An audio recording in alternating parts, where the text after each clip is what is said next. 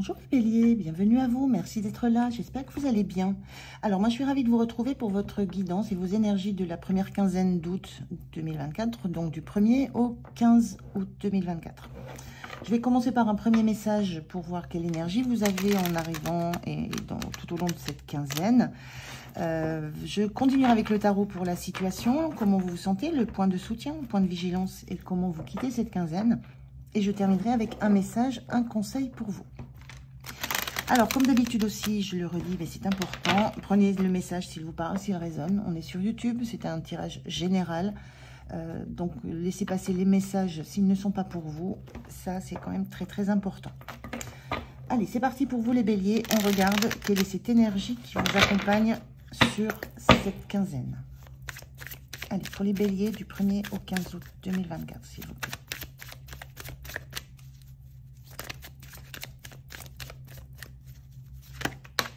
Merci. On a la carte leçon de vie. Très très belle énergie ça. Hein. On sent l'énergie d'un nouveau départ.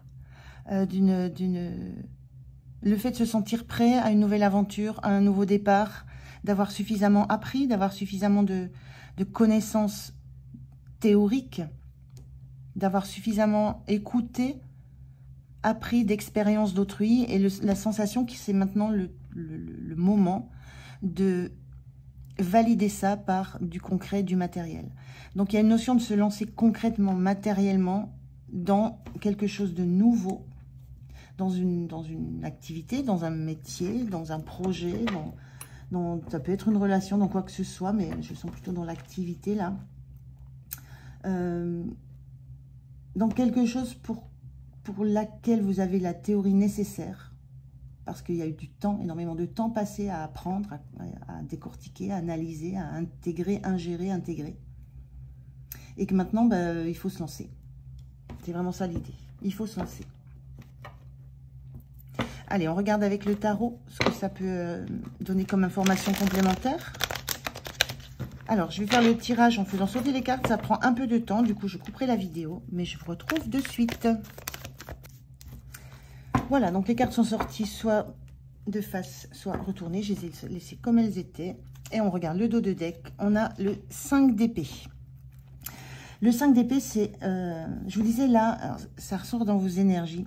Là, je vous disais, vous sentez, c'est le moment d'y aller. Et en même temps, on voit ce pied encore par terre. Un qui est déjà presque, qui a envie de s'envoler. L'autre qui s'accroche encore par terre. Et là, on sent, le 5 d'épée, c'est la carte la carte des peurs, la carte de ce qui... On voit ici, hein, je vous le montre de plus près, on voit un personnage là qui est assailli par ce que vient lui dire un corbeau. Le corbeau, c'est un synonyme des peurs qu'on peut avoir, des critiques, du manque d'assurance. Moi, je le sens comme si c'était une toute petite voix qui voulait prendre le contrôle sur votre tête. Donc voilà, c'est... On a la sensation que c'est le bon moment pour vous, mais à l'intérieur de vous, c'est pas si serein que ça. Au niveau de on va le retrouver en plus. Au niveau de la situation, on a un 2 de pentacle, on a une reine de coupe inversée et on a un 4 de pentacle inversé. Alors, au niveau de la situation, il y a réellement une hésitation. On sent avec le 2 de pentacle, on a du pentacle et du pentacle. Donc, il y a quelque chose dans le concret, dans le matériel, dans la mise en pratique, là où vous êtes hésitant. Je disais, là, il y a un pied qui est déjà prêt à partir et le deuxième qui est encore accroché au sol parce que il y a cette envie d'y aller et en même temps cette envie de rester là. Et on retrouve ça dans cette énergie. On est happé par deux envies, à la fois celle de partir, de s'élancer, et à la fois c'est la peur qui retient encore sur place. La peur, les freins mentaux, les freins des pensées, les pensées bloquantes. Donc là, on sent une hésitation, on sent que ça bouscule, ça bouge, c'est tantôt on a envie d'y aller, tantôt on a envie de rester au sol, tantôt on a envie de s'élancer dans les airs. Bon. Et il y a cette énergie de reine de coupe inversée. La reine de coupe, c'est celle qui est dans l'empathie, dans la maîtrise émotionnelle. On sent que là, pas du tout. La reine de coupe inversée, elle est bouleversée, elle est secouée par ses émotions, elle n'arrive pas à rester dans la sérénité. C'est très, affectivement, émotionnellement, c'est très bouleversant ce que vous allez mettre en œuvre, ce que vous allez tenter, le mouvement que vous allez impulser à quelque chose dans votre vie. C'est très secouant émotionnellement. Et vous n'arrivez pas à garder votre calme, vous n'arrivez pas à vous remettre en position de zénitude comme cette reine de coupe. Là, vous êtes dans cette position où ça remue, c'est très secouant.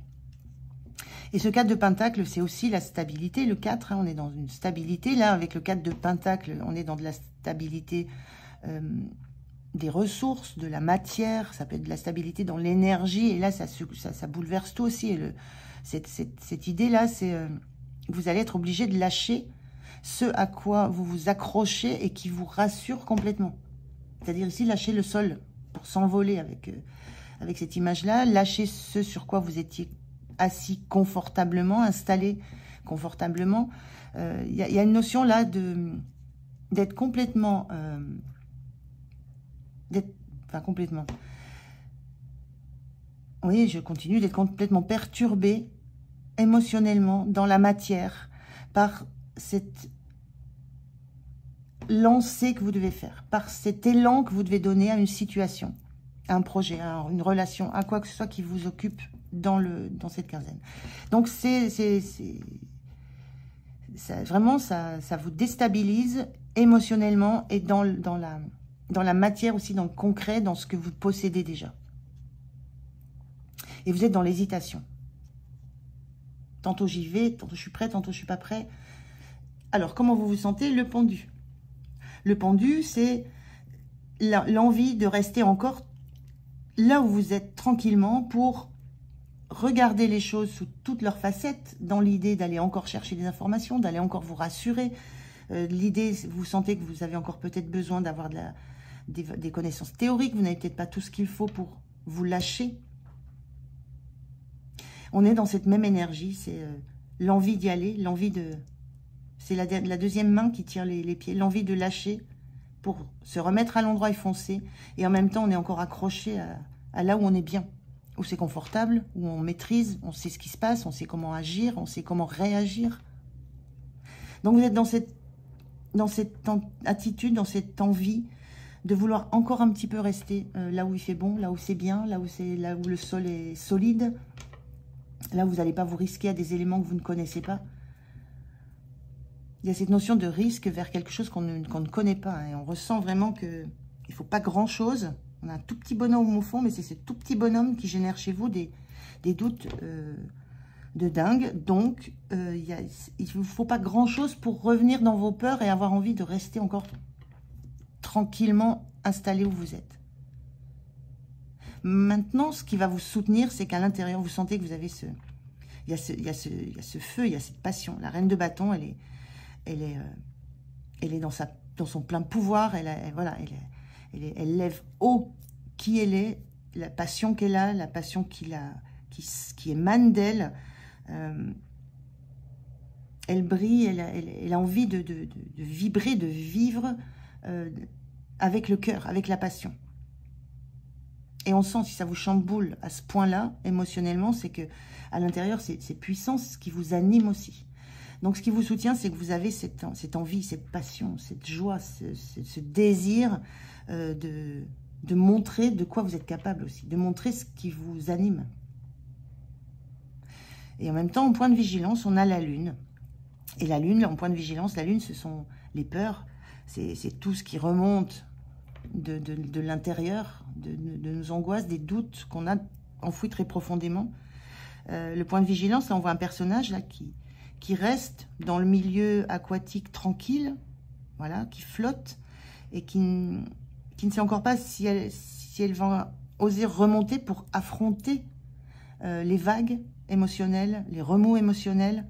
Donc il y a cette idée en point de vigilance de ne pas vous laisser envahir par des peurs, des doutes qui sont réveillés par peut-être de l'extérieur, peut-être des choses que vous imaginez de l'extérieur, mais en même temps des choses qui sont très profondément ancrées en vous, peut-être un manque d'assurance, un manque de foi dans les possibilités, les compétences que vous avez. Alors que vous avez tout dans les mains, vous avez tout ce qu'il vous faut. Sur cette carte-là, il y a les livres, il il y a la théorie, vous avez tout dans la tête, vous avez le balai entre les mains, vous avez tout dans les mains, dans les compétences physiques, dans les compétences manuelles. Et vous avez été accompagné, on voit un bras là, vous avez été accompagné par quelqu'un, vous avez été encouragé, il y a une forme de tutorat derrière tout ça. Donc attention à ne pas laisser les peurs intérieures remonter en vous et vous donner l'envie de rester sur place. À un moment là, vous allez lancer votre pied, partir, vous élancer. Là, vous allez choisir, vous élancer. Fin de la quinzaine, on a ce 3 de Pentacle inversé. Moi, ce que je ressens là, le 3 de Pentacle, c'est le travail en collectif, en collaboration. On a chacun sa place, chacun sait ce qu'il doit faire, on a son rôle, mais on n'est pas seul. Là, ce 3 de Pentacle inversé, fin de quinzaine, moi, ce que je ressens, c'est vous lâchez justement ce partenariat. Je voyais un personnage là qui vous avait transmis des choses, des leçons, des valeurs, des trésors même, ce que je ressens aussi. Mais là, il s'agit de vous élancer seul. Et ce qu'on voit là, c'est que vous allez lâcher cette forme d'être accompagné, soutenu, et vous allez prendre votre envol. Vous avez eu besoin d'être accompagné par la connaissance, les personnes qui sont autour de vous, une équipe, quelqu'un. Enfin, il y a des personnes qui ont été là pour vous soutenir, vous encourager, vous former. Et maintenant, fin de quinzaine, vous lâchez ça parce que vous prenez votre envol. Quelle que soit la situation que ça évoque pour vous. Donc vous avez une quinzaine très très remuante parce que ça met fin à quelque chose qui était somme toute très tranquille, hein, où vous avez pu analyser des situations de tous les côtés possibles. Et vous aimeriez bien que ça continue, mais ce n'est pas le cas. Vous allez devoir vous lancer maintenant, vous, avec vos compétences, vos connaissances acquises par un travail en ayant été soutenu, guidé, aidé, accompagné. Donc une très très belle quinzaine, très remuante, mais vraiment pour quelque chose de très beau. Hein. Alors, un message, un conseil pour vous, les béliers. Quel est le message pour les béliers? Quel est le conseil pour eux pour cette quinzaine? Merci. On vous dit, le chat pratique le non-jugement.